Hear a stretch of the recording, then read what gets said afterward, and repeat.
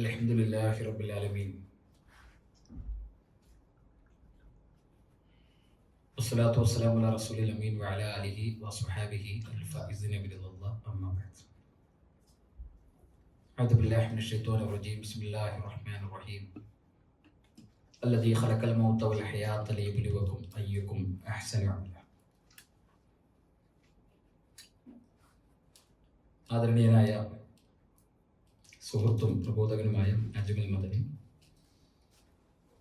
Khobar Islamic സെന്ററിന്റെ ഭാരവാഹികളെ, സഹോദരങ്ങളെ, സഹോദരിമാരെ, കാരുണ്യവാനായ അള്ളാഹുവിൻ്റെ ആജ്ഞാനിർദ്ദേശങ്ങൾ ജീവിതത്തിൽ എപ്പോഴും പാലിച്ച് അള്ളാഹുവിനെ സൂക്ഷിച്ച് ജീവിക്കണം എന്ന് ആമുഖമായി ഓർമ്മപ്പെടുത്തുകയാണ്.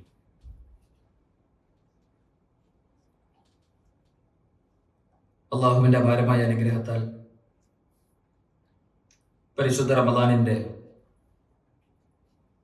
ഏറ്റവും അനുഗ്രഹീതമായ ദിനരാത്രങ്ങളിലൂടെയാണ് നമ്മൾ കടന്നു പോകുന്നത്. റമദാൻ ഉപയോഗപ്പെടുത്തി റയ്യാനിലൂടെ സ്വർഗത്തിൽ പ്രവേശിക്കുന്ന സജ്ജനങ്ങളിൽ അള്ളാഹു നമ്മെ ഇവരെയും ഉൾപ്പെടുത്തി അനുഗ്രഹിക്കുമാറാകട്ടെ.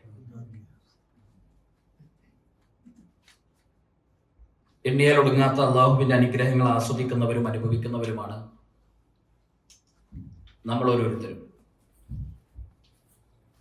അള്ളാഹു സുബ്ഹാനഹു വ തആല നമുക്ക് നൽകിയ അനുഗ്രഹങ്ങളെ ഒന്ന് എണ്ണിക്കണക്കാക്കുവാൻ നമ്മളോട് ആവശ്യപ്പെട്ടാൽ നമുക്ക് ആ അനുഗ്രഹങ്ങളെ എണ്ണിക്കണക്കാക്കുവാനോ അല്ലെങ്കിൽ അതിൽ നിന്ന് ക്രമപ്പെടുത്തുവാനോ നമുക്ക് കഴിയുമോ? ഇല്ല. അള്ളാഹു നമുക്ക് നൽകിയ അനുഗ്രഹങ്ങളിൽ ഏറ്റവും വലുത് ഏതാണ് എന്ന് ചോദിച്ചാൽ, ഏത് അനുഗ്രഹത്തെയാണ് നമുക്ക് ഏറ്റവും വലിയ അനുഗ്രഹമായി പറയാൻ കഴിയുന്നത്? നമുക്ക് അള്ളാഹു കണ്ണുകൾക്ക് കാഴ്ചശക്തി നൽകി. കാഴ്ചയില്ലാത്ത ഒരുപാട് മനുഷ്യർക്കിടയിലാണ് നമുക്ക് അള്ളാഹു കാഴ്ചശക്തി നൽകിയത്. അവരെ കാണുമ്പോൾ അത് അള്ളാഹുവിന്റെ വലിയൊരു അനുഗ്രഹമാണ് എന്ന് നമുക്ക് തോന്നും. നമുക്ക് അള്ളാഹു കേൾവി ശക്തി നൽകി. നമുക്ക് അള്ളാഹു സംസാരിക്കാനുള്ള കഴിവ് നൽകി. ഓടുവാനും നടക്കുവാനും നമ്മുടെ കാലുകൾക്ക് സ്വാധീനം നൽകി. ഏത് അനുഗ്രഹമാണ് നമ്മുടെ ശരീരത്തിൽ ഏറ്റവും മികച്ച അല്ലെങ്കിൽ ഏറ്റവും വലിയ ഒരു അനുഗ്രഹമായി നമുക്ക് പറയാൻ കഴിയുന്നത്? നമുക്ക് വേണ്ടി ഭൂമിയെ അള്ളാഹു സജ്ജമാക്കി.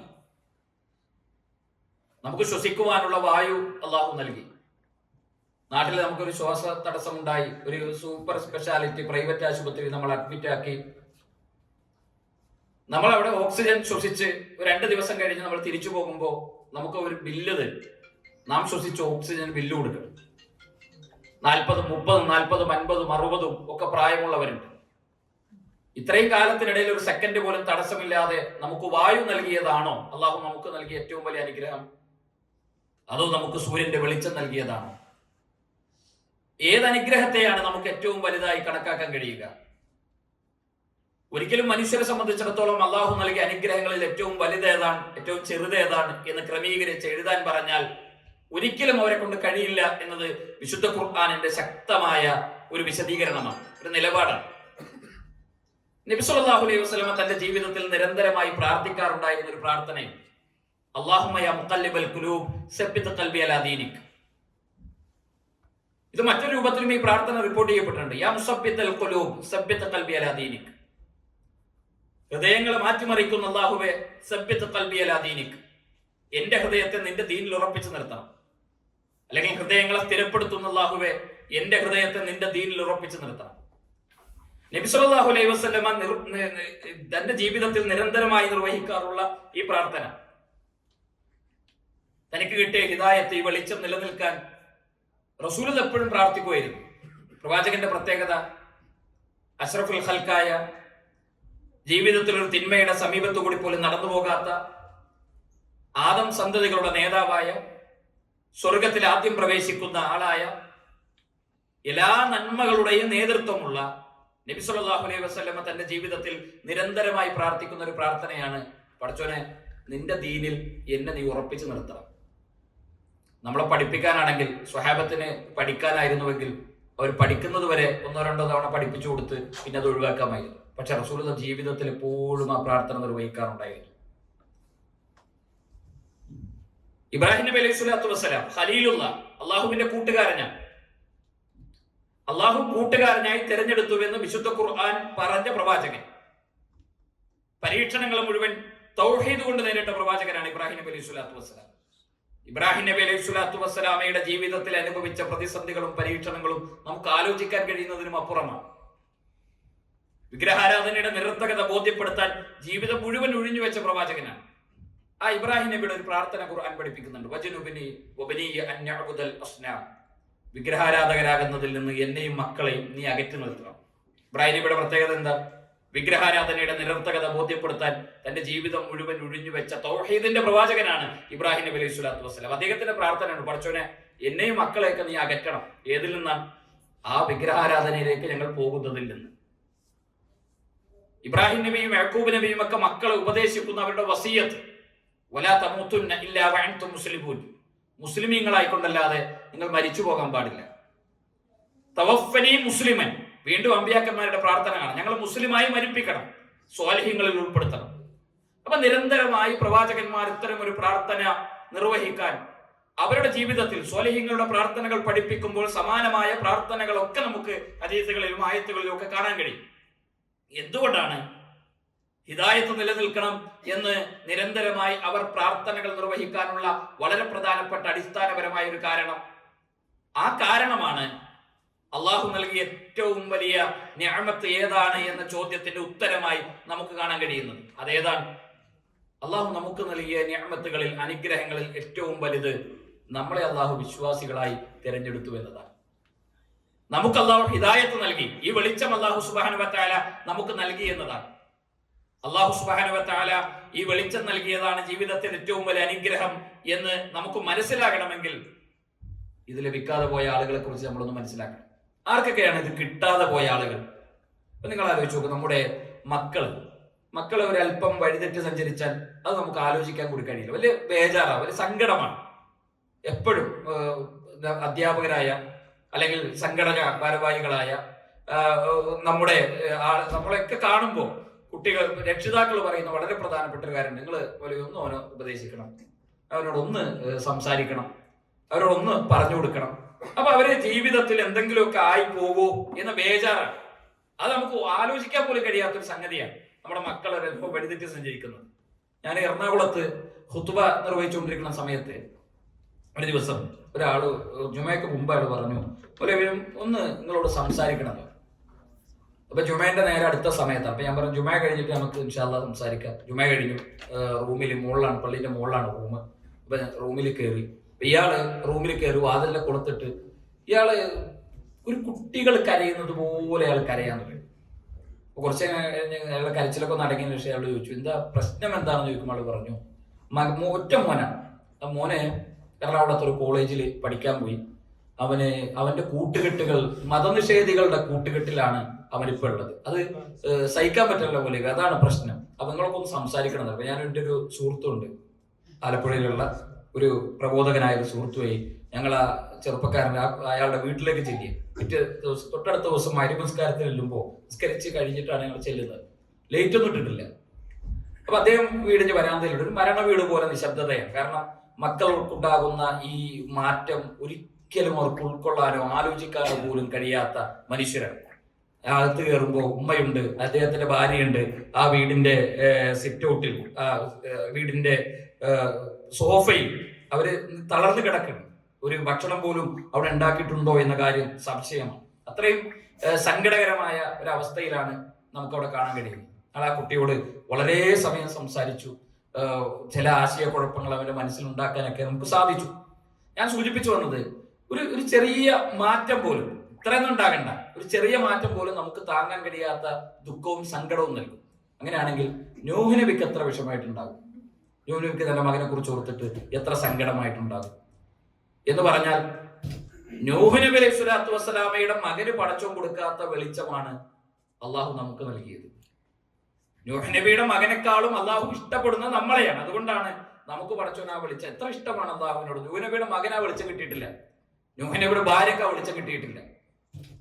നമ്മുടെ ബാപ്പ മുസ്ലിം അല്ലെങ്കിൽ മുസ്ലിം ആകണ്ട, മുസ്ലിമാണ്, ജാറത്തിലും ദർഗയിലും പോയി പ്രാർത്ഥിക്കുന്ന ഒരാളാണ് നമ്മുടെ ബാപ്പയെങ്കിൽ നമുക്കത് ഉൾക്കൊള്ളാൻ കഴിയും. നമ്മൾ പല സ്ഥലത്തും സംഘടനാപരമായ പരിപാടികൾക്കൊക്കെ പോകുമ്പോൾ ഇസ്ലാഹി പ്രസ്ഥാനത്തിലേക്ക് കടന്നു വന്ന ചെറുപ്പക്കാരായ ആളുകൾ വരും, മൗലവി ഞങ്ങളുടെ മാതാപിതാക്കൾക്കൊക്കെ വേണ്ടി ഒന്ന് പ്രാർത്ഥിക്കണം. ഞങ്ങൾക്ക് ഇപ്പൊ ഗൾഫിലൊക്കെ വന്ന ആളുകളാണെങ്കിൽ ഇസ്ലാഹി സെന്ററുകളിൽ നിന്നൊക്കെ ഖുതുബകൾ കേട്ടും പ്രസംഗങ്ങൾ കേട്ടും ഒക്കെ തൗഹീദ് കിട്ടും. അവരെ മാതാപിതാക്കൾ ഈ ശിർക്കിൽ ജീവിക്കുന്ന ആളുകളാവും. അത് അവർക്ക് ഒരിക്കലും ഉൾക്കൊള്ളാൻ കഴിയില്ല. അവർക്ക് ഹിദായത്ത് കിട്ടാൻ വേണ്ടി പ്രാർത്ഥിക്കണം. മുസ്ലിങ്ങളാണ്, പക്ഷേ തൗഹീദ് കിട്ടിയിട്ടില്ല. അതുപോലെ അവർക്ക് ഉൾക്കൊള്ളാൻ കഴിയുന്ന വലിയ സങ്കടമാണ്. ഇബ്രാഹിം നബിക്ക് എത്ര സങ്കടമായിട്ടുണ്ടാവും? ഇബ്രാഹിം നബിയുടെ മാനസികാവസ്ഥ എത്ര സങ്കടകരമാണ് നമുക്കത് ആലോചിക്കാൻ. ഖലീലുള്ളയാണ്, അള്ളാഹുവിന്റെ കൂട്ടുകാരനാണ്. ഖുർആൻ പറയും അള്ളാഹു കൂട്ടുകാരനായി തെരഞ്ഞെടുത്ത പ്രവാചകനാണ്. പരീക്ഷണങ്ങളെ മുഴുവൻ തൗഹീദ് കൊണ്ട് നേരിട്ട തൗഹീദിന്റെ പ്രവാചകനാണ് ഇബ്രാഹിം നബി അലൈഹി സ്വലാത്തു വസ്സലാം. ആ ഇബ്രാഹിം നബിയുടെ ബാപ്പാക്ക് അള്ള കൊടുക്കാത്ത വെളിച്ചമാണ് പഠിച്ചോ നമുക്ക് നൽകിയത്. ഇബ്രാഹിം നബിയുടെ ബാപ്പാക്ക് കിട്ടാത്ത ഉലുൽ അസ്മിൽ 5 പ്രവാചകന്മാർ എന്ന് 1.25 ലക്ഷത്തോളം പ്രവാചകന്മാരിൽ 5 ആളെ തെരഞ്ഞെടുത്തതിൽ ഏറ്റവും പ്രധാനപ്പെട്ട പ്രവാചകനാണ് ഇബ്രാഹിം നബി. ആ ഇബ്രാഹിം നബിയുടെ ബാപ്പാക്ക് കൊടുക്കാത്ത വെളിച്ചോട് പഠിച്ചോ നമുക്ക് നൽകി അനുഗ്രഹിച്ചിട്ടുള്ളത്. എത്ര ഇഷ്ടമാണ് അള്ളാഹുവിന് നമ്മളോട്, എത്ര സ്നേഹമാണ് അള്ളാഹു സുബ്ഹാനഹു വ തആലയ്ക്ക് നമ്മളോട്. റസൂലുള്ളാഹി സ്വല്ലല്ലാഹു അലൈഹി വസല്ലം ചെന്ന് അടുത്തിരുന്ന് ഒരാളോട് ലാ ഇലാഹ ഇല്ലല്ലാഹ് ചൊല്ലിക്കൊടുക്കുന്ന എത്ര വലിയ ഭാഗ്യവാനാണ് പോയാൽ. പ്രവാചകന്റെ ജീവിതത്തിൽ, ചരിത്രത്തിൽ നമുക്ക് വായിക്കാൻ കഴിയുന്ന വല്ലാത്തൊരു രംഗമുണ്ട്. അബൂ ത്വാലിബിന്റെ സമീപത്ത് റസൂലുള്ളാഹി ചെല്ലിയാണ്. അബൂ ത്വാലിബിന്റെ പ്രത്യേകത, നബി സല്ലല്ലാഹു അലൈഹി വസല്ലമയെ വലിയ ഇഷ്ടമാണ് അബൂ ത്വാലിബിന്. അബൂ ത്വാലിബിനെ റസൂലുള്ളാഹിക്കും വലിയ ഇഷ്ടമാണ്. മക്കയിൽ ഇസ്ലാമിക പ്രബോധനത്തിന്റെ തുടക്ക കാലഘട്ടങ്ങളിൽ നബി സല്ലല്ലാഹു അലൈഹി വസല്ലമയെ ശത്രുക്കളിൽ നിന്ന് അബൂ ത്വാലിബ് സംരക്ഷിച്ചതുപോലെ ഒരാളും സംരക്ഷിച്ചിട്ടില്ല. അത്രയും നബി സല്ലല്ലാഹു അലൈഹി വസല്ലമയെ സമ്പത്ത് കൊണ്ടും ശരീരം കൊണ്ടും കാവൽ നിന്ന് സംരക്ഷിച്ച ആളാണ് അബൂ ത്വാലിബ്. ആ അബൂ ത്വാലിബ് രോഗിയായി കിടക്കുമ്പോ, മരണാസന്നനായി കിടക്കുമ്പോ റസൂലുള്ളാഹി സ്വല്ലല്ലാഹു അലൈഹി വസല്ലമ ചെന്ന് അടുത്തിരുന്നു. എന്നിട്ട് പറഞ്ഞു യാ അം ഖുൽ ലാ ഇലാഹ ഇല്ലല്ലാഹ്. ഇത് ലാ ഇലാഹ ഇല്ലല്ലാഹ് പറയും. ഇത് ലാ ഇലാഹ ഇല്ലല്ലാഹ് പറയുമ്പോ റസൂലുള്ളാഹി സ്വല്ലല്ലാഹു അലൈഹി വസല്ലമയുടെ മാനസികാവസ്ഥ നമ്മളൊന്ന് ആലോചിച്ച് നോക്കണം. നമ്മൾ പറയുന്നത് പോലെ അല്ല. പ്രവാചകന്റെ പ്രത്യേകത, ആകാശ ലോകത്ത് നിന്ന് ദിവ്യ വെളിച്ചവുമായി ജിബ്രീൽ വന്ന് ലാ ഇലാഹ ഇല്ലല്ലാഹയുടെ സന്ദേശം കൈമാറിയ പ്രവാചകനാണ്. മക്കയിൽ ആയിഷ ബിബി റളിയല്ലാഹു അൻഹയുടെ വീട്ടിൽ നിന്ന് ഒറ്റ രാത്രി ബൈത്തുൽ മുഖദ്ദസിലെത്തി. ആ രാത്രി കൊണ്ട് 7 ആകാശങ്ങളും കടന്ന് തിരിച്ച് ബൈത്തുൽ മുഖദ്ദസിലെത്തി. തിരിച്ച് ആ രാത്രി തന്നെ ആയിഷ ബിബി റളിയല്ലാഹു അൻഹയുടെ വീട്ടിലെത്തിയ ഇസ്രാ മിഅ്റാജ് യാത്ര അനുഭവിച്ച പ്രവാചകനാണ്. അത് നടത്തിയ പ്രവാചകനാണ്. സ്വർഗം കണ്ട, നരകത്തെ കണ്ട റസൂലുള്ളാഹിയാണ്. ആ റസൂലുള്ളാഹിനെ അടുത്തിരുന്നിട്ട് അബൂ ത്വാലിബിനെ അടുത്തിരുന്നിട്ട് പറഞ്ഞു കൊടുക്കുന്നത് യാ അം ഖുൽ ലാ ഇലാഹ ഇല്ലല്ലാഹ്. ഒന്ന് ലാ ഇലാഹ ഇല്ലല്ലാഹ് പറയും. നമ്മളൊരു പോസ്റ്റർ ഒട്ടിക്കുമ്പോൾ നമ്മുടെ ഒരു മാനസികാവസ്ഥയാണ്, ഒരു ഖുർആൻ ക്ലാസ് എടുക്കുമ്പോഴുള്ള നമ്മുടെ ഒരു അല്ല. റസൂലുള്ളാഹിക്ക് ഉറപ്പല്ലേ? സ്വർഗം കണ്ട, നരകം കണ്ട റസൂലുള്ളാഹിക്ക് ആ റസൂലുള്ളാഹിയേക്കാളും ഉറപ്പ് ലോകത്ത് ആർക്കെങ്കിലും ഉണ്ടോ? അബൂ ത്വാലിബ് ഇത് ചൊല്ലിയിട്ടില്ലെങ്കിൽ ആളിക്കത്തുന്ന അഗ്നികുണ്ഡത്തെ നേരിട്ട് കണ്ട റസൂലുള്ളാഹി സ്വല്ലല്ലാഹു അലൈഹി വസല്ലമയാണ്. അതുകൊണ്ടാണ് പ്രവാചകൻ വീണ്ടും പറയാ അം ഖുൽ ലാ ഇലാഹ ഇല്ലല്ലാഹ്. നിങ്ങളൊന്ന് ലാ ഇലാഹ ഇല്ലല്ലാഹ് പറയും. അബൂ ത്വാലിബിന്റെ മറുപടി എന്താ? മുഹമ്മദ്, ഞാൻ നിന്റെ വഴിയിലല്ല, അനമില്ലത്തി അബ്ദുൽ മുത്തലിബ്, ഞാൻ അബ്ദുൽ മുത്തലിബിന്റെ മാർഗത്തിലാണ് മരിച്ചു പോകുന്നത്. നബി സല്ലല്ലാഹു അലൈഹി വസല്ലമക്ക് ഇത് താങ്ങാൻ കഴിയാത്ത ദുഃഖമുണ്ടായി. പ്രവാചകന് സഹിക്കാൻ കഴിയാത്ത സങ്കടം ഉണ്ടായപ്പോ പ്രവാചകന്റെ അടുത്ത് വഹിയുമായി വരികയാണ്. ഇന്നക ലാ തഹ്ദി മൻ അഹ്ബബ്ത വലാകിന്ന അല്ലാഹ യഹ്ദി മൻ യശാ. മുഹമ്മദ് നബിയെ, നിങ്ങൾക്ക് ഇഷ്ടമുള്ളവർക്ക് ഹിദായത്ത് കൊടുക്കാൻ ഇത് നിങ്ങൾ ഉണ്ടാക്കിയ മതമല്ല. റസൂലുള്ളാഹി ഉണ്ടാക്കിയ മതമാണെങ്കിൽ പ്രവാചകന് ഇഷ്ടമുള്ള ആളുകൾക്ക് ഓഹരി വെച്ച് കൊടുക്കരുത്. റസൂലുള്ളാഹി സ്വല്ലല്ലാഹു അലൈഹി വസല്ലം ഉണ്ടാക്കിയ മതമല്ല, ഇത് അള്ളാഹുവിന്റെ ദീനാണ്. അപ്പൊ ആ റബ്ബ് നമുക്ക് ഹിദായത്ത് നൽകി, നമുക്ക് വെളിച്ചം നൽകി. പ്രവാചകൻ സല്ലല്ലാഹു അലൈഹി വസല്ലം ചൊല്ലിക്കൊടുത്തിട്ട് അബൂ ത്വാലിബിന് ചൊല്ലാൻ കഴിയാത്ത തൗഹീദിന്റെ വെളിച്ചമാണ് അല്ലാഹു സുബ്ഹാനഹു വ തആല നമുക്ക് നൽകിയത്. പ്രവാചകന്മാരുടെ ജീവിതം വിശദീകരിച്ചാൽ അതിന് മാത്രം നമുക്ക് മണിക്കൂറുകൾ വേണ്ടി വരും. ഞാൻ ആ ഭാഗം അവസാനിപ്പിക്കുകയാണ്. അപ്പൊ അത്രയധികം അമ്പിയാക്കന്മാരുടെ ജീവിതത്തിൽ അവർ നിലനിർത്തണമെന്ന് ആഗ്രഹിച്ച ആ വെളിച്ചമാണ് നമുക്ക് ലഭിച്ച ഏറ്റവും വലിയ അനുഗ്രഹം എന്ന തിരിച്ചറിവ് നമുക്കുണ്ടാകും. ഇത് മനസ്സിലാക്കാൻ കഴിയാത്ത, അല്ലെങ്കിൽ ഈ ഹിദായത്തിന്റെ വെളിച്ചത്തിന്റെ ഒരു വലിപ്പം മനസ്സിലാക്കാൻ കഴിയാത്തത് ഇത് കിട്ടാതെ പോയ ആളുകളെ കുറിച്ചൊന്നും നമ്മൾ ആലോചിക്കാത്തത് കൊണ്ട്. ആലോചിക്കുമ്പോഴാണ് എത്രമാത്രം വലിയ ഒരു അനുഗ്രഹമാണ് അല്ലാഹു സുബ്ഹാനഹു വ തആല നമ്മളോട് ചെയ്തത് എന്ന് നമുക്ക് ബോധ്യപ്പെടും, മനസ്സിലാക്കാൻ കഴിയും. ഇത് കിട്ടി എന്ന് കരുതി ജീവിതാവസാനം വരെ ഇത് തന്നെ ഉറച്ചു നിൽക്കും എന്ന് ആർക്കെങ്കിലും ഉറപ്പുണ്ടോ? ഒരാൾക്കും ഉറപ്പില്ല. അതുകൊണ്ടാണ് പ്രവാചകന്മാരൊക്കെ എപ്പോഴും ആവർത്തിച്ചു പ്രാർത്ഥിച്ചിരുന്നത്. അബൂബക്കർ സിദ്ദീഖ് റളിയല്ലാഹു അൻഹു ഇരിക്കുന്ന സദസ്സിൽ ഒരിക്കൽ നബി സല്ലല്ലാഹു അലൈഹി വസല്ലം പറഞ്ഞു, നിങ്ങൾ ശിർക്കിനെ സൂക്ഷിക്കണം. അപ്പൊ ആ സ്വഹാബത്തിന് സംശയമായി, ശിർക്കിനെ സൂക്ഷിക്കണം, ആരോടാ? ഞങ്ങളോടാണ്. ആരൊക്കെയാണ് ഇരിക്കുന്നത്? റസൂലേ, ഇത് ബിലാൽ ഇബ്നു റബാഹ് റളിയല്ലാഹു അൻഹു അല്ലേ? തൗഹീദ് സ്വീകരിച്ചതിന്റെ പേരിൽ ബിലാലിനോളം പീഡനം അനുഭവിച്ച മനുഷ്യരുണ്ടോ? ഇസ്ലാമിൽ ഒന്നാമതായി ഷഹീദായ വനിതയാണ് സുമയ്യ ബിബി റളിയല്ലാഹു അൻഹ. സുമയ്യ ബിബി റളിയല്ലാഹു അൻഹയുടെ ഭർത്താവും മകനുമാണ് ഈ ഇരിക്കുന്നത്. ഇസ്ലാമിന് വേണ്ടി ലാ ഇലാഹ ഇല്ലല്ലാഹ് വിശ്വസിച്ചതിന്റെ പേരിൽ ഏറ്റവും കൂടുതൽ ക്രൂരമായ മർദ്ദനങ്ങൾക്ക് വിധേയരാക്കപ്പെട്ട, പീഡിപ്പിക്കപ്പെട്ട സ്വഹാബത്താണ്. ഞങ്ങൾ ശിർക്കിലേക്ക് പോകുമോ? ഞങ്ങൾക്ക് ഇനി ഒരു വ്യതിചലനം ഉണ്ടാകുമോ? റസൂലുള്ളാഹി സ്വല്ലല്ലാഹു അലൈഹി വസല്ലം മറുപടി എന്താ? ഒരു കറുകറുത്ത രാത്രിയിൽ ഒരു കറുത്ത പാറപ്പുറത്തു കൂടി ഒരു കറുത്ത ഉറുമ്പ് സഞ്ചരിക്കുന്നതിനേക്കാളും ഗോപ്യമായി വിശ്വാസ ജീർണതകൾ നമ്മുടെ ജീവിതത്തിലേക്ക് കടന്നു വരും. സൂക്ഷിക്കണം. അതിന് ഒരു ജാഗ്രത ഉണ്ടാകണം. നിരന്തരമായ ഒരു ജാഗ്രത ആ വിഷയത്തിൽ. അതുകൊണ്ടാണ് നമുക്ക് ഈ പ്രാർത്ഥന റസൂലുള്ളാഹി സ്വല്ലല്ലാഹു അലൈഹി വസല്ലമക്ക് എപ്പോഴും ഇത്തരം പ്രാർത്ഥനകൾ സ്വഹാബത്തിനെ പഠിപ്പിച്ചു കൊടുക്കുന്നതും അവർ നിരന്തരമായി ജീവിതത്തിൽ എപ്പോഴും ഇത് നിലനിർത്തിക്കൊണ്ട് മുന്നോട്ട് പോകുന്നതും ഒക്കെ നമുക്ക് കാണാൻ കഴിയുന്നത്.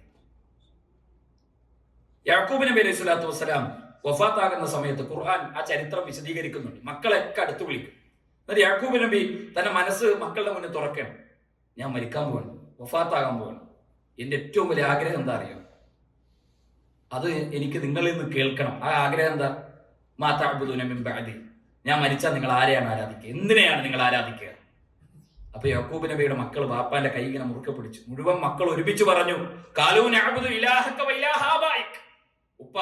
ഉപ്പ ആരാധിച്ച ഇബ്രാഹിം നബിയുടെയും ഇസ്മായിൽ നബിയുടെയും അള്ളാഹുവിനെയാണ് ഞങ്ങൾ ആരാധിക്കുക. ഒരു ബാപ്പാന്റെ കൈ പിടിച്ച് മക്കളോട് ബാപ്പ ചോദിക്കുക, ഞാൻ മരിച്ചു കഴിഞ്ഞാൽ ഞങ്ങൾ ഏത് മാർഗത്തിലാണ് നിൽക്കുക? ബാപ്പാന്റെ മാർഗത്തിൽ നമ്മൾ ഉറച്ചു നിൽക്കും എന്ന് മക്കൾ പറഞ്ഞ ആ ബാപ്പാക്ക് എത്ര ആശ്വാസമാണ്, സമാധാനം. തന്റെ വിശ്വാസത്തിലും തന്റെ നിലപാടുകളിലും ഉറച്ചു നിൽക്കുന്ന ഒരു സമൂഹത്തെ ഇവിടെ ബാക്കിയാക്കിക്കൊണ്ടാണല്ലോ കടന്നു പോകുന്നത് എന്ന ആശ്വാസമാണ്. പക്ഷെ ഖുർആൻ യാക്കൂബ് നബിയുടെ മരണത്തിന് ശേഷം രസകരമായി ആ സംഭവത്തെ വിശകലനം നടത്തുന്നിടത്ത് പറയുന്ന ഒരു കാര്യം, 1.5 ലക്ഷത്തോളം അമ്പിയാക്കന്മാരിൽ 1 ലക്ഷത്തോളം പ്രവാചകന്മാരെ അള്ളാഹ് നിയോഗിച്ചത് അള്ളാഹനെ മാത്രം ഞങ്ങൾ ആരാധിക്കൂ എന്ന് ബാപ്പയുടെ കൈ പിടിച്ച് സത്യം ചെയ്ത മക്കളിലേക്കാണ്. പടച്ചോനെ മാത്രം ഞങ്ങൾ ആരാധിക്കൂ എന്ന് ബാപ്പയുടെ കൈ പിടിച്ച് സത്യം ചെയ്ത മക്കളിലേക്കാണ് 1 ലക്ഷത്തോളം പ്രവാചകന്മാരെ അവരെ നന്നാക്കി കൊണ്ടുവരാൻ വേണ്ടി വീണ്ടും അല്ലാഹു സുബ്ഹാനഹു വ തആല പറഞ്ഞയക്കുന്നത്.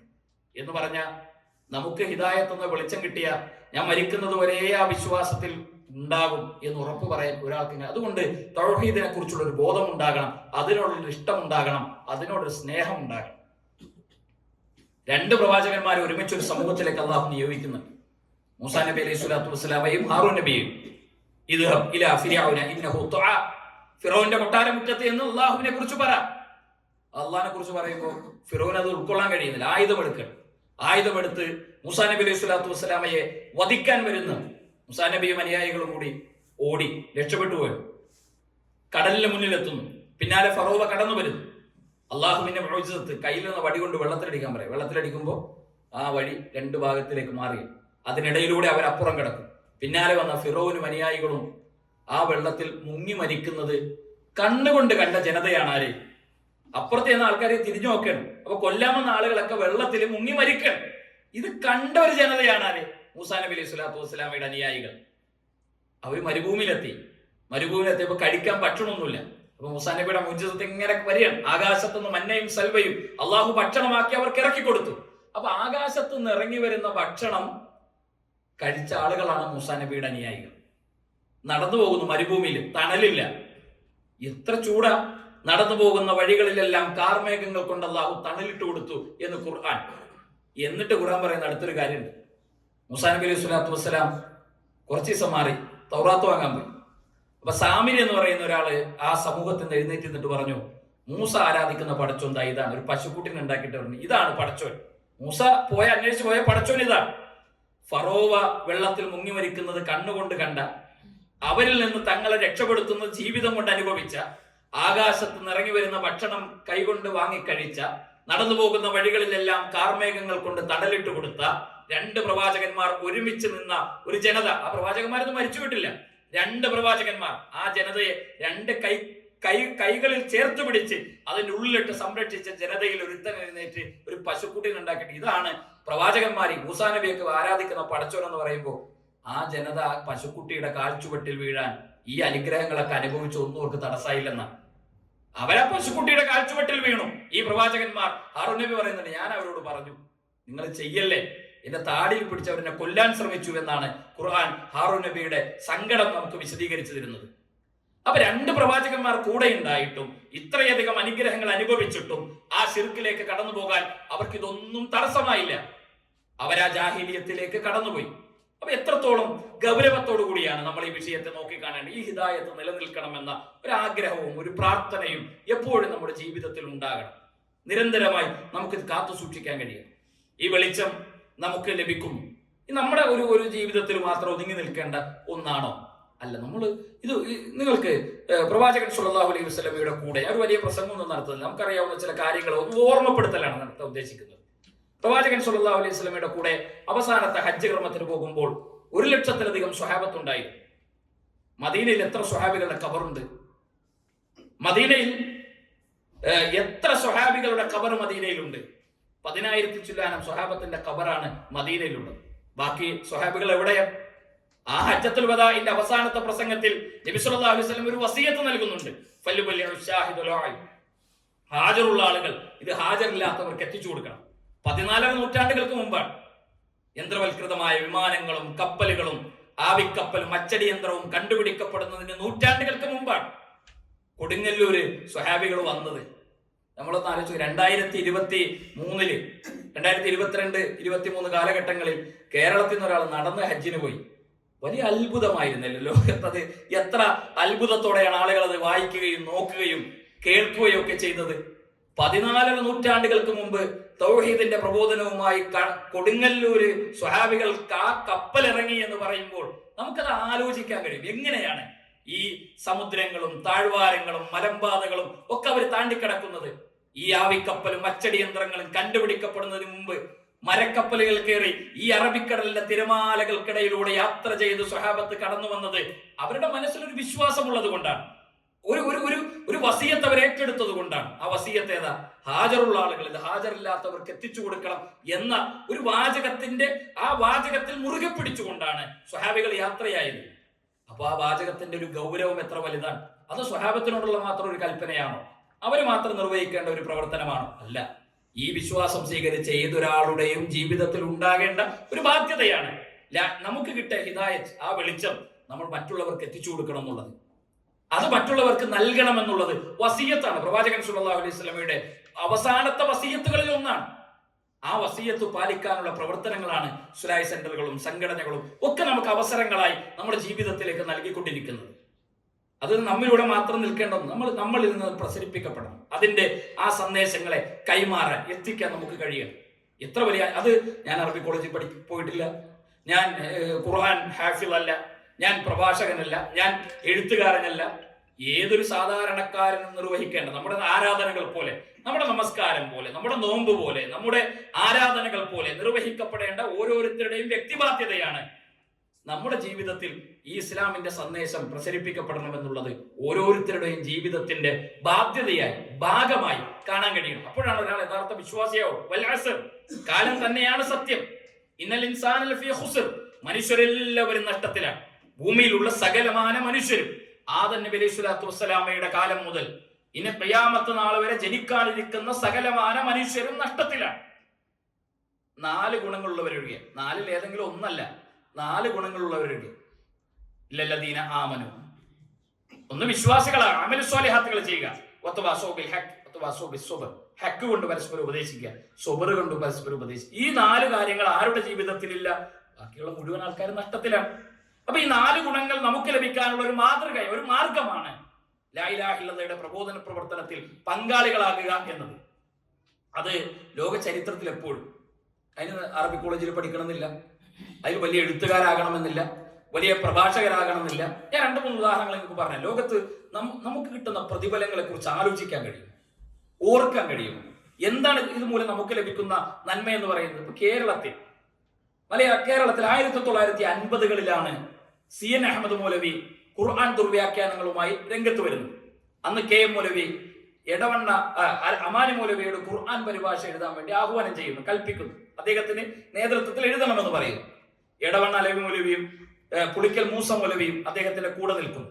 1964ലാണ് ആ ഖുർആൻ പരിഭാഷയുടെ രചന ആരംഭിക്കുന്നത്. 1970ന്റെ തുടക്കത്തിൽ കൂടെ ഉണ്ടായിരുന്ന 3 ആളുകളും മരണപ്പെട്ടുപോയി. KM മൗലവി മരണപ്പെട്ടുപോയി, അത് അലവി മൗലവി മരണപ്പെട്ടുപോയി, മൂസ മൗലവി മരണപ്പെട്ടുപോയി. ഇത് അവസാനത്തെ വരി എഴുതി തീർക്കുന്നത് 1984-ലാണ്. ഒരു മനുഷ്യന്റെ 20 കൊല്ലം, ഒരു മനുഷ്യന്റെ ജീവിതത്തിലെ 20 കൊല്ലത്തെ അധ്വാനത്തിന്റെ, അദ്ദേഹത്തിന്റെ വിയർപ്പും അദ്ദേഹത്തിന്റെ രക്തവുമാണ് അമാനിമൂലയുടെ ഖുർആൻ പരിഭാഷ എന്ന് പറയുന്നത്. മലയാളികളായ ലോകത്തെ ലക്ഷക്കണക്കിന് വരുന്ന വിശ്വാസികളുടെ വീടുകളിൽ, അവരുടെ സ്ഥാപനങ്ങളിൽ, അവരുടെ സംവിധാനങ്ങളിൽ ലക്ഷക്കണക്കിന് അമാനിമൂലയുടെ ഖുർആൻ പരിഭാഷയുടെ കോപ്പികൾ. അതൊരു ആവർത്തി വായിക്കുന്ന എനിക്ക് അതിൽ നിന്ന് പ്രതിഫലം കിട്ടും. ഒരു തരി പോലും നഷ്ടപ്പെടാതെ അമാനിമൂലയുടെ ജീവിതത്തിലും അതിന്റെ ഒരു ഓഹരി ലഭിക്കുന്നു. ലോകത്തുള്ള ലക്ഷക്കണക്കിന് വരുന്ന വിശ്വാസികളെ ഹൃദയങ്ങളിൽ ആ ഖുർആൻ പരിഭാഷ നിലനിൽക്കുന്ന കാലഘട്ടത്തോളം അതിന്റെ നന്മ ലഭിക്കും. നമ്മളത് ആലോചിച്ച് നോക്കൂ. നമുക്ക് ഒരു 50 വയസ്സിന് മുകളിൽ വിട്ടാൽ അതിന്റെ താഴത്തേക്ക് അമാനിമൂലയുടെ ഖുർആൻ പരിഭാഷയ്ക്ക് ഒരു ആവർത്തി വായിച്ചു തീർത്താൽ എത്ര ആളുകൾ നമ്മുടെ കൂട്ടത്തിൽ ഉണ്ടാകും?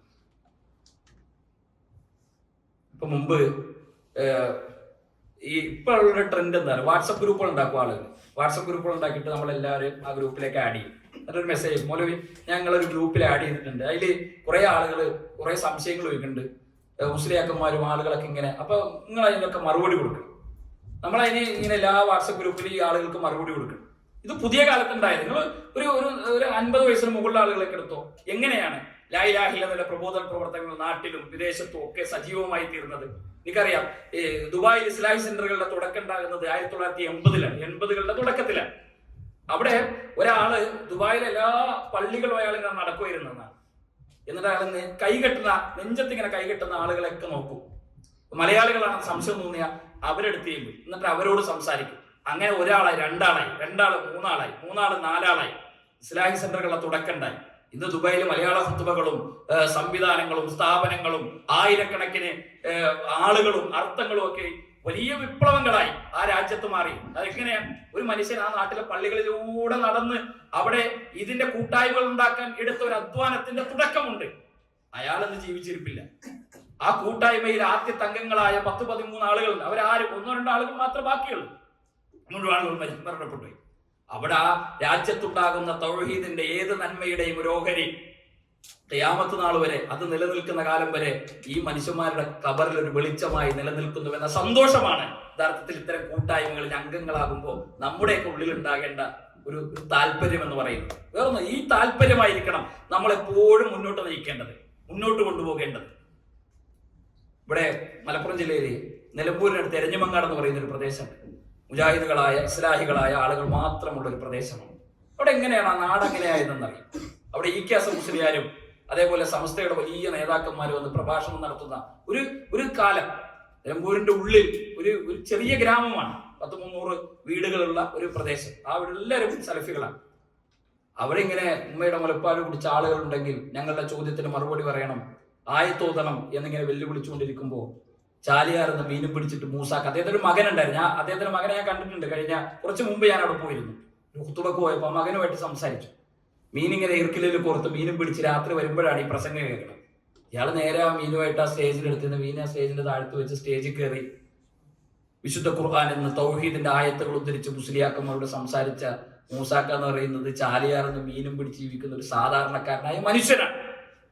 തൗഹീദിന്റെ 10 ആയത്ത് നാട്ടിലെ ആളുകളുടെ മുഖത്ത് നോക്കി ഓതാൻ കഴിയുന്ന എത്ര ആളുകളൊക്കെ ഇന്ന് നമ്മുടെയൊക്കെ കൂട്ടത്തിൽ ഉണ്ടാകും എന്ന ചോദ്യത്തിന് ഉത്തരമാണ് നമ്മൾ കണ്ടെത്തേണ്ടതും നമുക്കിടയിൽ മാറ്റങ്ങൾ ഉണ്ടാക്കേണ്ടതും. ഒരു 3-4 പുസ്തകങ്ങളുണ്ട്. ഞങ്ങൾ അതിന്റെ പേര് ഞാൻ പറഞ്ഞുതരാം. അൽ ഇസ്തിഗാസ, അത്തവസ്സുൽ, പി അബ്ദുൽ ഖാദർ മൗലവിയുടെ അത്തൗഹീദ്, ഇബാദത്ത് സമഗ്ര പഠനം. ഈ പുസ്തകത്തിന്റെ മലയാളത്തിലെ കോപ്പികൾ കണ്ട ഒരു 40 വയസ്സിനൊക്കെ താഴത്തുള്ള എത്ര ആളുകൾ നമ്മുടെ കൂട്ടത്തിൽ ഉണ്ടാകും? ഇത് പുസ്തകം വായിക്കണ്ട, ഇങ്ങനെയുള്ള പുസ്തകങ്ങളൊക്കെ കണ്ട് പഠിച്ച് വായിച്ച ആളുകളാണ് അങ്ങാടികളിലും ചായമക്കാനുകളിലും നാട്ടിൻപുറത്തും ഓഫീസുകളിലും ഒക്കെ ജോലി സ്ഥലത്തുമൊക്കെ സംസാരിച്ച് ഒരു വലിയ സംവിധാനത്തെ, ദഅ്വാ സംവിധാനത്തെ 1000-ങ്ങളും 10,000-ങ്ങളുമുള്ള സംവിധാനങ്ങളാക്കി അതിനെ വളർത്തിക്കൊണ്ടുവന്ന ചരിത്രങ്ങൾ നമുക്ക് കാണാൻ കഴിയുന്നത്. ഞാൻ ദീർഘമായി അതിലേക്കൊന്നും കടന്നു പോകാൻ ആഗ്രഹിക്കുന്നില്ല. ഇന്ന് തമിഴ്നാട് ഭരിച്ചുകൊണ്ടിരിക്കുന്ന രാഷ്ട്രീയ പ്രസ്ഥാനമുണ്ട്, DMK, ദ്രാവിഡ മുന്നേറ്റ കഴകം. ദ്രാവിഡ മുന്നേറ്റ കഴകം എന്ന രാഷ്ട്രീയ പ്രസ്ഥാനത്തിന് അടിത്തറയിട്ട അതിന്റെ ബുദ്ധിജീവികളിൽ വളരെ പ്രമുഖനായ ഒരു മനുഷ്യനുണ്ടായിരുന്നു, പെരിയാർ ദാസൻ. അദ്ദേഹം അദ്ദേഹം വലിയ ഒരു ബുദ്ധിജീവിയാണ്. ആ പ്രസ്ഥാനത്തിന്റെ അടിത്തറ ഇട്ട ഒരാളായിരുന്നു. അടിയന്തരാവസ്ഥക്കാലത്ത് ജയിലിലടക്കപ്പെട്ടു. അദ്ദേഹത്തിന്റെ കൂടെ ജയിലിൽ അഹമ്മദ് സലീം എന്ന പേരുള്ള ഒരു 35 വയസ്സ് പ്രായമുള്ള ഒരു മുസ്ലിം ചെറുപ്പക്കാരൻ ഉണ്ടായിരുന്നു. അങ്ങനെ ആ ജയിലിൽ ഇന്ത്യയിൽ വലിയ അറിയപ്പെടുന്ന എഴുത്തുകാരനും ബുദ്ധിജീവിയും ഒരു സിനിമ അഭിനേതാവൊക്കെ ആയ ഈ പെരിയാർ ദാസൻ അദ്ദേഹത്തിന്റെ കൂടെ നിൽക്കുമ്പോൾ അയാൾക്ക് ആവശ്യമായ സേവനങ്ങളൊക്കെ ഈ ചെറുപ്പക്കാരാണ് ചെയ്തു കൊടുക്കുന്നത്. അപ്പൊ ഈ ചെറുപ്പക്കാരൻ ഒരു തെറ്റിദ്ധാരണയുടെ പേരിലാണ് ജയിലടക്കപ്പെട്ടത്. അങ്ങനെ ഒരു ദിവസം രാത്രി ഇയാൾ എഴുന്നേറ്റ് നോക്കുമ്പോൾ ആ ചെറുപ്പക്കാരനെ നിൽക്കുന്നിടത്ത് ഒരു ശബ്ദം കേൾക്കും. ഇങ്ങനെ ചെന്ന് നോക്കുമ്പോൾ അയാളൊരു ഗ്രന്ഥം ചേർത്ത് നെഞ്ചിലേക്ക് ചേർത്ത് വെച്ച് അയാൾ കരഞ്ഞുകൊണ്ടിരിക്കുന്നു. ദീർഘമായ അയാളുടെ കരച്ചിൽ കണ്ട് ഇയാൾ പറഞ്ഞു, നിങ്ങളിങ്ങനെ സങ്കടപ്പെടണ്ട, ജയിലിൽ നിന്ന് പെട്ടെന്ന് പുറത്തിറങ്ങും, പ്രയാസപ്പെടണ്ട, ആശ്വസിപ്പിച്ചു. എന്നിട്ട് ആ നെഞ്ചിലേക്ക് ചേർത്ത് വെച്ച ഗ്രന്ഥം ഏതാണ്? അങ്ങനെ നോക്കുമ്പോൾ ഖുർആന്റെ തമിഴ് പരിഭാഷയാണ്, വിശുദ്ധ ഖുർആനിന്റെ തമിഴ് പരിഭാഷ. അതൊന്നും എനിക്ക് വായിക്കാൻ തരുമെന്ന് ചോദിച്ചു. അപ്പൊ അയാൾ ഖുർആൻ കൊടുക്കും. നമ്മുടെ നാട്ടിലെ മുസ്ലിങ്ങളുടെ അവസ്ഥ എന്താണ്?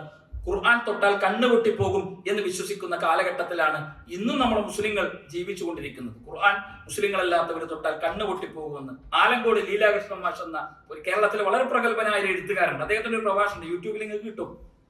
കാന്തപുര അബൂബക്കർ മുസ്ലിയാരെയും ഈ ഇബ്രാഹിം ഖലീൽ തങ്ങളെയും പേരോട് അബ്ദുറഹ്മാൻ മുസ്ലിയാരും അടക്കമുള്ള കാന്തപുരം സംസ്ഥയിലെ നേതാക്കന്മാരെ മുഴുവൻ സ്റ്റേജിലിരുത്തി ആലങ്കോട് ലീലാകൃഷ്ണൻ മാഷ് നടത്തുന്ന ഒരു പ്രസംഗം. അദ്ദേഹം പറയും, എന്റെ ചെറുപ്പത്തിൽ എനിക്ക് നല്ല മുസ്ലിം കൂട്ടുകാരുണ്ടായിരുന്നു. പൊന്നാനി പ്രദേശത്ത്, അതിന്റെ അടുത്താണ് അദ്ദേഹം ജനിച്ചതും വളർന്നതും ഒക്കെ. അദ്ദേഹം പറയാം, എനിക്ക് മുസ്ലിം കൂട്ടുകാരുണ്ടായിരുന്നു. അവര് മദ്രസകളിൽ പോകുമ്പോൾ, ഖുർആനുമായി പോകുമ്പോൾ എനിക്കത് വായിക്കണമെന്ന് ആഗ്രഹമുണ്ടായി. ഞാൻ അവരോട് എനിക്ക് ഖുർആൻ ഒന്ന് വായിക്കാൻ തരുമെന്ന് ചോദിച്ചു. അപ്പൊ അവര് പറഞ്ഞു, ആ എന്റെ കൂട്ടുകാർ പറഞ്ഞു, ഒരിക്കലും നിനക്കത് വായിക്കാൻ തരില്ല. അത് എന്നോടുള്ള വെറുപ്പ് കൊണ്ടല്ല, എന്നോടുള്ള സ്നേഹം കൊണ്ടാണ്. കാരണം ഞാൻ ഖുർആൻ തൊട്ടാൽ എന്റെ കണ്ണ് പൊട്ടിപ്പോകുമെന്നാണ് അവർ ഉസ്താദുമാർ അവരെ പഠിപ്പിച്ചിരുന്നത്. ആ മുസ്ലിങ്ങൾ ഖുർആൻ തൊട്ടാൽ കണ്ണ് പൊട്ടിപ്പോകുമെന്ന് വിശ്വസിക്കപ്പെട്ടിരുന്ന എന്റെ കൂട്ടുകാർ എന്റെ കണ്ണ് പൊട്ടിപ്പോകരുത് എന്ന എന്നോടുള്ള സ്നേഹം കൊണ്ടാണ് എനിക്ക് ഖുർആൻ തരാതിരുന്നത്. ഞാൻ വളർന്നു വലുതായി, എനിക്ക് ഖുർആൻ കിട്ടി, ഞാനത് വായിച്ചു. അന്ന് എനിക്ക് മനസ്സിലായി ഖുർആൻ എന്ന് പറയുന്നത് മനുഷ്യരുടെ കണ്ണ് പൊട്ടിക്കുന്ന ഗ്രന്ഥമല്ല, അത് മനുഷ്യരുടെ കണ്ണ് തുറപ്പിക്കുന്ന ഗ്രന്ഥമാണ് എന്നെനിക്ക് മനസ്സിലായെന്ന് ആലങ്കോട് ലീലാകൃഷ്ണ മാഷിന്റെ ചരിത്ര പ്രസിദ്ധമായ ഒരു പ്രസംഗം യൂട്യൂബിൽ ഇപ്പോഴും നിങ്ങൾക്ക് അത് കിട്ടും. അപ്പൊ ആ സമയത്താണ് ഖുർആൻ പരിഭാഷ, തമിഴ് പരിഭാഷ ഈ പെരിയാർദാസന്റെ കയ്യിലേക്ക് സലീം എന്ന് പറയുന്ന ചെറുപ്പക്കാരൻ കൊടുക്കുന്നത്. അത് വായിച്ചു. ഖുർആനിന്റെ അത്ഭുതങ്ങളിലൂടെ ആഴങ്ങളിലൂടെ അയാൾ സഞ്ചരിച്ചു. അടിയന്തരാവസ്ഥ കഴിഞ്ഞ് ജയിലറയിൽ നിന്ന് പിന്നീട് പുറത്തിറങ്ങുന്നത് ഒരു അത്ഭുതമാണ്. ഇന്ത്യയിലെ ഇസ്ലാമിക പ്രബോധന പ്രവർത്തനങ്ങൾക്ക് വലിയ അഡ്രസ് നൽകിയ, ആയിരക്കണക്കിന് വരുന്ന മനുഷ്യർക്ക് ഇസ്ലാമിനെ കുറിച്ചുള്ള തെറ്റിദ്ധാരണകൾ അകറ്റിയ ഒരു മഹാപ്രബോധകനാണ് ആ ജയിലറയിൽ നിന്ന് പിന്നീട് പുറത്തിറങ്ങുന്നത്. അബ്ദുള്ള അടിയാർ എന്ന പേര് സ്വീകരിച്ച് ഇസ്ലാമിക പ്രബോധന പ്രവർത്തനങ്ങളിൽ വലിയ സ്വാധീനം ഉണ്ടാക്കിയ ഒരു മനുഷ്യനായി പിന്നീട് അദ്ദേഹം മാറുകയാണ്. കേരളത്തിലും 1990കളുടെ ഒടുവിൽ മുജാഹിദ് പ്രസ്ഥാനത്തിന്റെ ഒരു സമ്മേളനത്തിൽ മാനാഞ്ചിറ മൈതാനിയിൽ അദ്ദേഹം പ്രസംഗിക്കാൻ വന്നത് ഞാൻ ഓർക്കുകയാണ്. ആ ചരിത്രത്തിൽ വല്ലാത്ത രംഗങ്ങളുണ്ട്. എങ്ങനെയാണ് ഒരു ഖുർആൻ പരിഭാഷയിൽ നിന്നൊരു മനുഷ്യൻ മാറുന്നത്? ഇവിടെ സൗദി അറേബ്യ റിയാദിലെ അദ്ദേഹത്തിന്റെ പേര് ഞാൻ പറഞ്ഞു, കൊല്ലത്തുള്ള ഒരു മനുഷ്യൻ ലേൺ ദി ഖുർആൻ എന്ന് പറയുന്ന ഒരു സംവിധാനത്തെ ജനകീയമാക്കാൻ ജീവിതം ഒഴിഞ്ഞു വെച്ചൊരു മനുഷ്യനുണ്ടായിരുന്നു. അദ്ദേഹം ഒരു സെയിൽസ്മാൻ ആയിരുന്നു. അദ്ദേഹം തന്നെ സെയിൽസിന് വാഹനത്തിൽ പോകുമ്പോൾ ലേൺ ദി ഖുർആനിന്റെ കെട്ടുകൾ പ്രിന്റ് ചെയ്തത് വണ്ടിയിൽ വെക്കും. എന്നിട്ട് എല്ലാ പെട്രോൾ പമ്പിലുമുള്ള മലയാളികളായ മനുഷ്യർക്ക് മുഴുവൻ ഈ ലേൺ ദി ഖുർആനിന്റെ കോപ്പികൾ കൊടുത്ത് ഒരുപാട് മനുഷ്യരെ തൗഹീദിലേക്ക് കൊണ്ടുവന്ന് 1000 കിലോമീറ്റർ യാത്ര ചെയ്തു പോയാൽ അത്രയധികം മനുഷ്യർക്ക് ആ പെട്രോൾ പമ്പില് ആളുകളോട് സംസാരിച്ച് ഖുർആൻ പരിഭാഷയുടെ ലേൺ ദി ഖുർആനിന്റെ പുസ്തകങ്ങൾ കൊടുത്ത് അത് അവിടെ നിന്ന് കൈമാറ്റം ചെയ്യപ്പെട്ട് 10,000-കണക്കിന് മനുഷ്യരിലേക്ക് ഇസ്ലാമിന്റെ വെളിച്ചമെത്തിച്ചു. ഒരു അപകടത്തിൽ അദ്ദേഹം റിയാദിൽ വെച്ച് മരണപ്പെടുന്നുണ്ടായി. അദ്ദേഹത്തിന്റെ അനുഭവങ്ങൾ പിന്നീട് ഒരുപാട് മനുഷ്യർ ഓർത്തെടുക്കുന്നുണ്ടായിരുന്നു. അദ്ദേഹത്തിൽ നിന്ന് തൗഹീദ് കിട്ടിയ ഒരുപാട് മനുഷ്യർ അദ്ദേഹത്തെ കുറിച്ചുള്ള അനുഭവം, ഒരു സാധാരണക്കാരനായ ഒരു സെയിൽസ്മാനായ ഒരു മനുഷ്യൻ, അറബിക് കോളേജിൽ പോകാത്ത, അപ്പൊ അറബിക് കോളേജുകൾ പഠിക്കുന്ന വലിയ പ്രബോധകന്മാരുടെ ഉത്തരവാദിത്തമാണോ ദഅ്വ പ്രവർത്തനം എന്ന് പറയുന്നത്? അല്ല, ഏതൊരു മനുഷ്യന്റെയും ഉത്തരവാദിത്തമാണ്, ഏതൊരാളുടെയും ഉത്തരവാദിത്തമാണ്, ബാധ്യതയാണ്. നമുക്കറിയാം 2024 ജനുവരിയിൽ പുറത്തിറങ്ങിയ മലയാള പത്രങ്ങളിൽ ഇസ്ലാമിനെ കുറിച്ചുള്ള വിമർശനങ്ങൾ യൂറോപ്യൻ നാടുകളിൽ വർദ്ധിക്കുന്നു. എന്നാൽ അത് UK-യിൽ ചില പ്രദേശങ്ങളിൽ കുറയുന്നു. അതിലൊരു പ്രദേശമാണ് ലിവർപൂൾ എന്ന് പറയുന്നത്. ലിവർപൂളിൽ ഇസ്ലാം വിമർശനങ്ങൾ കുറയുന്നു എന്നൊരു മലയാള പത്രത്തിൽ റിപ്പോർട്ട് വന്നിരുന്നു. എല്ലാ പത്രങ്ങളിലും ഒന്നും ഉണ്ടായി. നമ്മുടെ കോഴിക്കോട് സമ്മേളനം കഴിഞ്ഞ തൊട്ടു ഉടനെയാണ്. അതിന് കാരണം വിശദീകരിക്കപ്പെടുന്നത് അവിടെ ഒരു ചെറുപ്പക്കാരന്റെ സ്വാധീനമാണ്. ലിവർപൂൾ എന്ന് പറയുമ്പോൾ തന്നെ ഇന്നത്തെ തലമുറയിലുള്ള കുട്ടികൾക്ക് പെട്ടെന്ന് ഓർമ്മ വരുന്നത് ഒരു വലിയൊരു ഫുട്ബോൾ ക്ലബ്ബാണ്. ലോകത്തെ ഒരു നാടിന്റെ പേരാണ്. ആ നാട്ടിൽ ഒരു ഫുട്ബോൾ ക്ലബ് ഉണ്ട്. അതിലൊരു ചെറുപ്പക്കാരനുണ്ട്, തലച്ചോറ് കൊണ്ട് എതിരാളികളുടെ കാലുകൾക്കിടയിലൂടെ തലച്ചോറ് കൊണ്ട് ഗോളടിക്കുന്ന ഒരു 35 വയസ്സ് പ്രായത്തിൽ താഴെ 33 വയസ്സ് പ്രായമുള്ള ഒരു മുസ്ലിം ചെറുപ്പക്കാരൻ. അയാൾ ബ്രിട്ടീഷുകാരനല്ല, അല്ലെങ്കിൽ ഈജിപ്തുകാരനാണ്. മുഹമ്മദ് സലാഹ് എന്നാണ് അദ്ദേഹത്തിന്റെ പേര്. അവിടെ ലിവർപൂളിന്റെ മതിലുകളിൽ കൊത്തിവെച്ച വരികളിലുണ്ട്, ഞങ്ങൾ പബ്ബുകളിൽ ഇരിക്കുന്നതിനേക്കാൾ, ബാറുകളിൽ ഇരിക്കുന്നതിനേക്കാൾ മുഹമ്മദ് സലാഹിന്റെ കൂടെ പള്ളികളിൽ ഇരിക്കാൻ ഞങ്ങൾ ആഗ്രഹിക്കുന്നുവെന്ന് എഴുതി വെച്ച വരികളുണ്ട്. ഒരു ഫുട്ബോളറായ ഒരു ചെറുപ്പക്കാരൻ മനുഷ്യർക്കിടയിൽ ഉണ്ടാക്കിയ സ്വാധീനം എത്ര വലുതാണ് എന്ന് ലിവർപൂളിന്റെ ചരിത്രം പരിശോധിക്കുമ്പോൾ നമുക്ക് മനസ്സിലാക്കാൻ കഴിയും. അങ്ങനെ ഖുർആൻ പരിഭാഷകൾ എഴുതിയ മഹാപ്രബോധകർ മുഹമ്മദ് മർഡൂക്ക് പിക്താളിന്റെ ചരിത്രം എന്താണ്? ഒരു വളരെ ചെറിയ പ്രായത്തിലുള്ള ഒരു മുസ്ലിം ചെറുപ്പക്കാരൻ തന്റെ അയൽവാസിയായ മർഡൂക്ക് തന്റെ വീടിന്റെ മുകളിൽ നിൽക്കുന്ന സമയത്താണ് തൊട്ടടുത്ത തന്റെ പറമ്പിലൂടെ ആ തൊട്ടടുത്ത വീട്ടിലേക്ക് ഒരു മുസ്ലിം ചെറുപ്പക്കാരൻ ഒരു ചെറുപ്പക്കാരൻ കയറി പോകുന്നത്.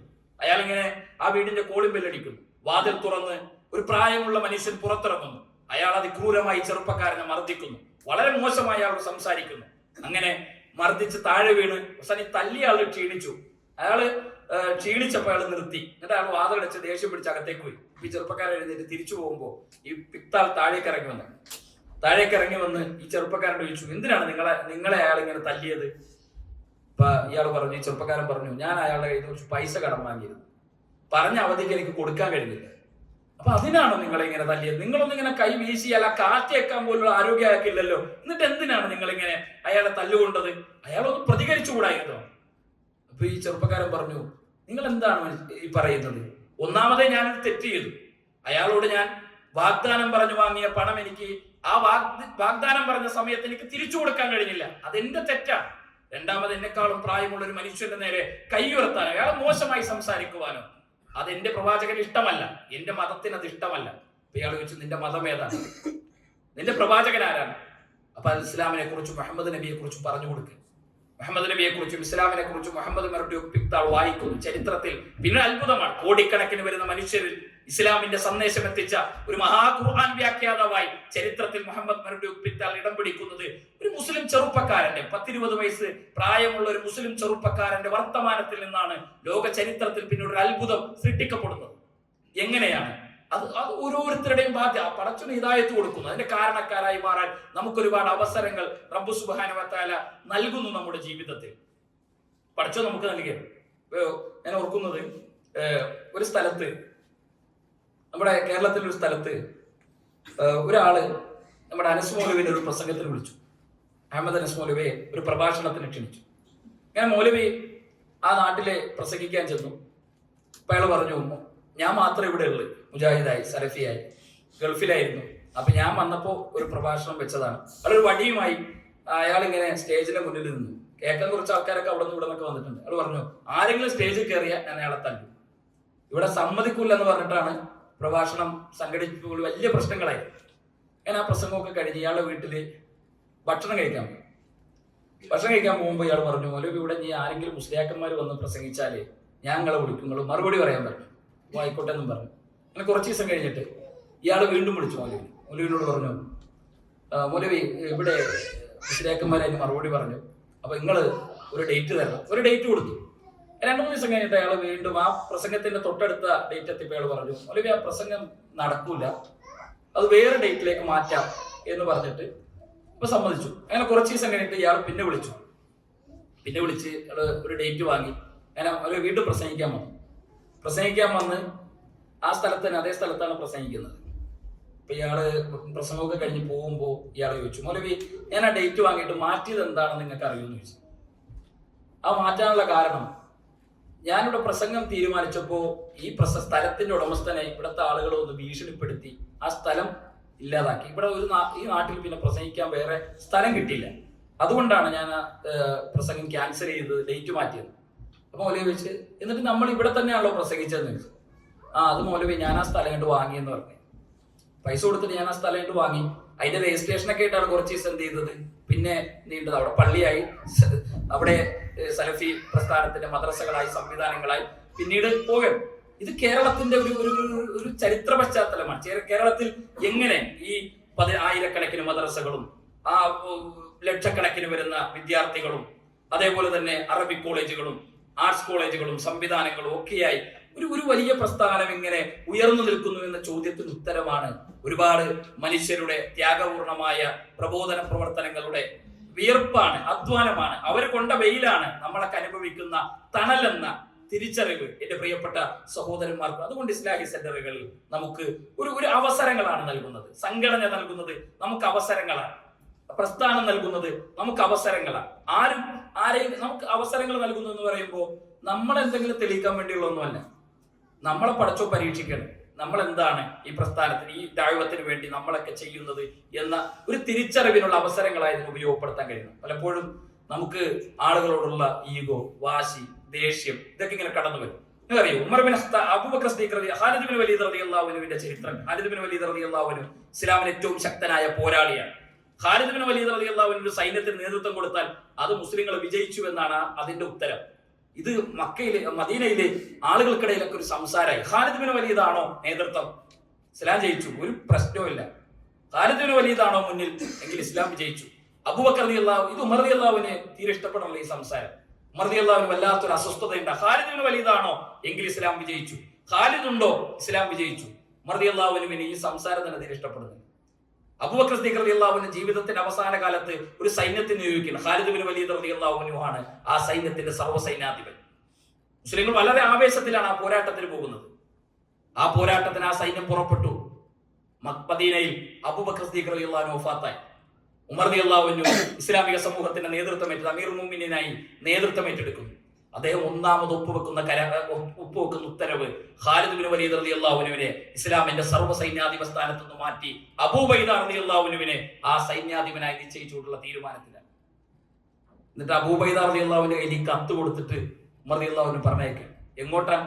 ഒരു ശക്തമായ പോരാട്ടം നടന്നുകൊണ്ടിരിക്കുന്ന രംഗത്ത് സർവ്വ സൈന്യാധിപ സ്ഥാനത്ത് നിൽക്കുന്ന ഖാലിദ് ബിൻ വലീദ് റളിയല്ലാഹു അൻഹുവിനെ ആ സർവ്വ സൈന്യാധിപ സ്ഥാനത്തിന്റെ ഉത്തരവാദിത്തങ്ങൾ മുഴുവൻ പിൻവലിച്ച് ഈ കത്തുമായി വരുന്ന ആളെ സർവ്വ സൈന്യാധിപനായി നിശ്ചയിച്ചുകൊണ്ടുള്ള ഉത്തരവാണ്. നമ്മുടെ നാട്ടിൽ നമുക്കത് ആലോചിക്കാൻ കഴിയും. അങ്ങനത്തെ രംഗം അബൂ ഉബൈദ റളിയല്ലാഹു അൻഹു കത്തുമായി ചെല്ലുന്ന രംഗം.